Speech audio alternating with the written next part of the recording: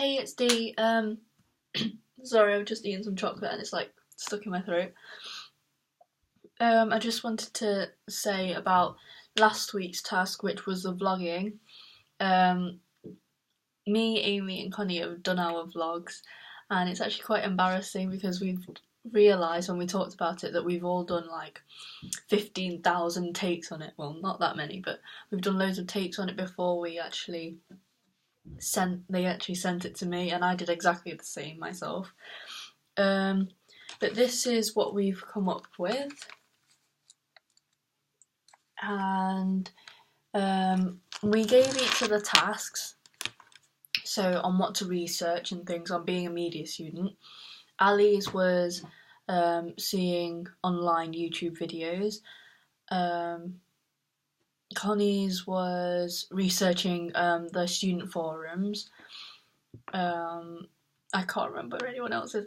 And then mine was researching promotional flyers, so like university advertising, flyers, magazines, websites and things like that.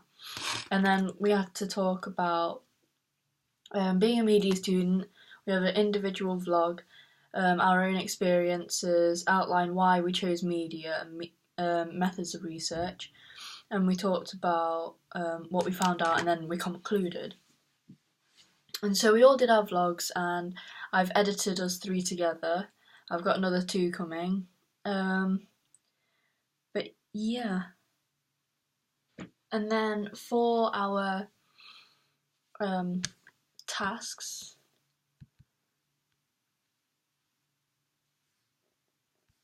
and then for this week,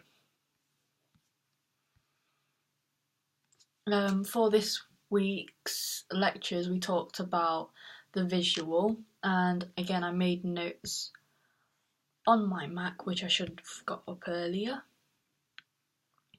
And we talked about researching the visual.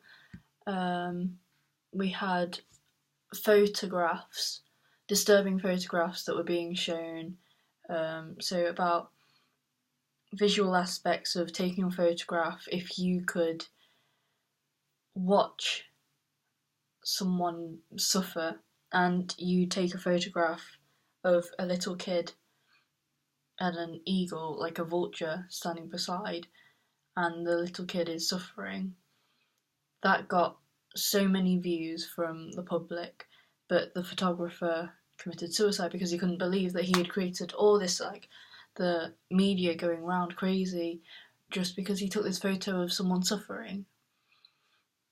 We talked about how things are portrayed, so I don't know if you know the music video of I can't remember it, but it's by Robin Thicke, and he has loads of girls around him while he sings, but they're all like dressed really skimpy and, well, not really dressing at all. We talked about how the visual is about 60% of the populations are visual learners, and that we can see before we speak, and that it's important to understand why people make sense of the visual and how come it creates a big impact. And then my lecturer came up with the quote, "A picture is worth 1,000 words," saying that should we be allowed to broadcast these images, so again relating back to that photograph of a small child and a vulture behind it, should that be allowed for the public to see? Collective responses can help affect change, question our world. It gives us a sense of emotive feelings, such as heartache for photos or laughter. So a picture can show you something so simple, but it can attack your heart so much that it's a sensorial way of research, having to see, hear, taste, smell, touch, and there's more to life than just speech. Images show visual knowledge. Then we talked about postmodernism, contemporary media text for readers, renders around the world, utterly visual, a visual machine it's called. Representation implies the truth, as its proof, rhymes, and it shapes what we act upon on the world. And then we talked about the actual word photography. So, like, photo means light and graphy means writing. What else did I note down?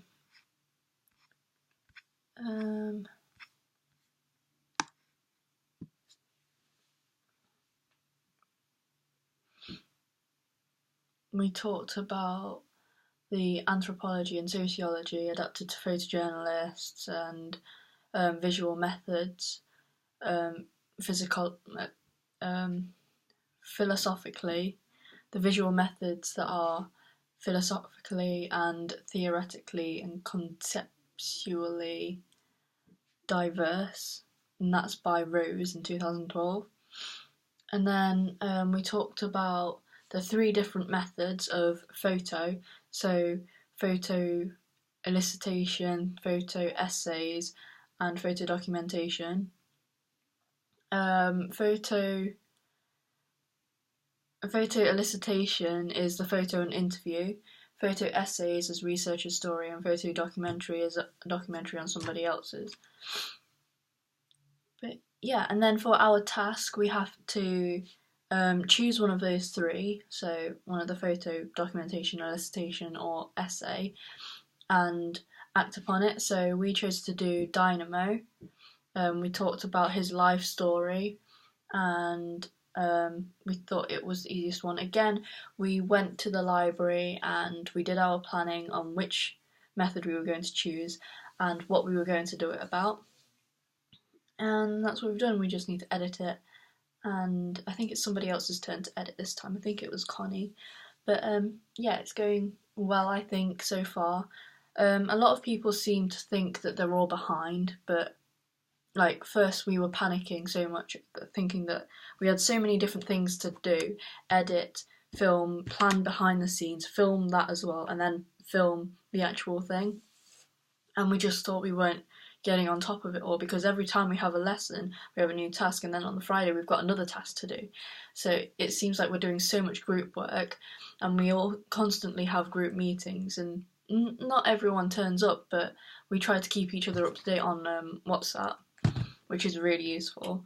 And but then when I talked to other groups about it, because we were getting worried about it, but they were behind as well, so calmed us down a bit. And our lecturer, whenever we go to tutorial, she always says that we're getting there, and she tells us how to improve it and things, but we're not as far behind as we think. But yeah, luckily, like, that gave me a bit of relief.